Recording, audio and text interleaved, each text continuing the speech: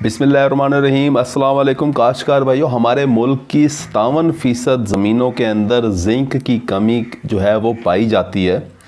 अगर आप गंदम के काश्तकार हैं या आप गंदम काश्त करने लगे हैं या आपने गंदम काश्त की हुई है, तो काश्तकार भाइयों आप अपने गंदम की फसल से फ़ी एकड़ ज़्यादा से ज़्यादा पैदावार उस वक़्त हासिल करेंगे जब आप जिंक का इस्तेमाल करेंगे। ज़मीन का सैंपल लें, मट्टी का, उसका तज्ज़िया करवाएं। अगर आपकी ज़मीन के अंदर जिंक की कमी पाई जाती है और आपने गंदम की फसल काश्त की हुई है, तो कभी भी आप मैक्सिमम एवरेज पैदावार हासिल नहीं कर सकते अगर आपकी ज़मीनों के अंदर जिंक की कमी पाई जाती है।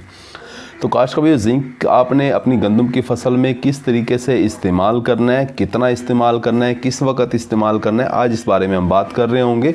अगर आप हमारे चैनल पर न्यू हैं तो आप हमारे चैनल को सब्सक्राइब कर दें, साथ में बेल के बटन को दबा दें ताकि फसलों के मुतालिक हमारी जितनी भी वीडियो होती हैं वो आपको बर वक्त मिल सकें। काश्तकार भाइयों, जिंक जो है वो सबसे पहले देखते हैं कि जिंक हमारी गंदम की फसल के अंदर करता क्या है, यानी इसके फ़ायदे क्या हैं। अगर इसके फ़ायदे की बात की जाए तो ये हमारे गंदम के पौधों की बढ़ोतरी के अमल को तेज़ कर देता है। सबसे बड़ा फ़ायदा इसका ये है कि ये जड़ों की नशोनुमा करता है, ये बढ़ोतरी के अमल को, नशोनुमा के अमल को तेज़ कर देता है। काश्तकार, इसके अलावा जो है इसका एक बहुत बड़ा फ़ायदा वो ये है कि जब आप जिंक गंदम की फसल के अंदर इस्तेमाल करते हैं तो आपके गंदम की फसल के अंदर जो शगुफ़े निकलते हैं उनके ऊपर सिट्टा बनता है। यानी कि देखें, आप जब ज़मीन के अंदर जब बीज डालते हैं गंदम का, तो उसके अंदर से 15-20 जो हैं वो शगुफ़े निकल रहे होते हैं। और आपने देखा होगा कि अगर फ़र्ज़ करें कि 20 शगुफ़े निकले हैं तो उसके अंदर से 14-15 शगुफ़े, 14-15 तने के ऊपर तो सिट्टा पाया जाता है और 5-6 तने ऐसे होते हैं, 5-6 शगुफ़े ऐसे होते हैं जिनके ऊपर सिट्टा नहीं होता। इंग्लिश में इसे इनफर्टाइल टिलर्स कहते हैं। काश्तकार भाइयों, जिंक क्या करता है कि जिंक जो है वो हमारी फसल के अंदर फर्टाइल टिलर्स की तादाद को बढ़ा देता है। यूँ समझ लें कि जिंक के इस्तेमाल से आपकी फसल के अंदर, आपके खेत के अंदर सिट्टों की तादाद बढ़ जाती है। या आप यूँ समझ लें कि आपके हर तने के ऊपर सिट्टा आपको नज़र आएगा अगर आप जिंक इस्तेमाल करोगे।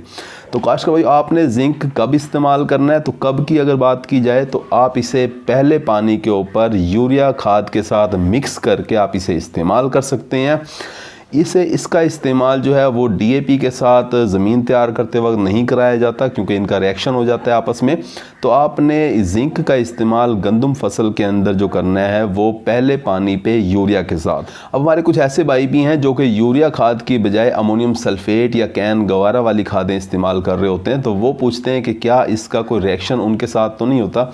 नहीं भाई, ऐसा नहीं है। आप जिंक जो है वो अमोनियम सल्फेट के साथ, खाद के साथ भी मिक्स करके इस्तेमाल कर सकते हैं। आप इसे can Gavara calcium ammonium nitrate खाद के साथ भी मिक्स करके इस्तेमाल कर सकते हैं। तो काश्तकार भाइयों, जिंक जो है वो आपने डीएपी के साथ मिक्स करके इस्तेमाल नहीं करना और नाइट्रोफास जो खाद है उसके साथ भी आपने मिक्स करके इस्तेमाल नहीं करना।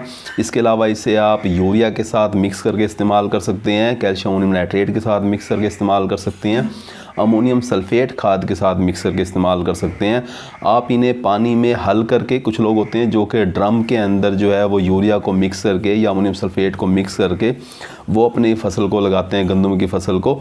तो आप इसे ड्रम के अंदर यूरिया के साथ जिंक को मिक्स करके भी आप इस्तेमाल कर सकते हैं। काश्तकार भाई, इसके अलावा आप जिंक के स्प्रे भी कर सकते हैं। अगर आपको आपकी फसल के अंदर जिंक की कमी नज़र आ रही है और आप स्प्रे करना चाह रहे हैं तो आप स्प्रे भी कर सकते हैं।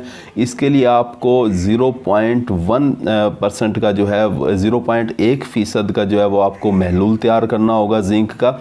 या यूँ समझ लें कि 100 ग्राम जिंक जो है वो 100 लीटर पानी के अंदर हल करके आप इसका स्प्रे करवा सकते हैं। आम तौर पे इसके 3 स्प्रे करवाए जाते हैं। पहला स्प्रे जो है वो आपने गंदम काश्त के 1 महीने के बाद आप पहला स्प्रे कर दें, उसके 15 से 20 दिन के बाद दूसरा स्प्रे करें जिंक का, और उसके 15 से 20 दिन के बाद तीसरा स्प्रे करें।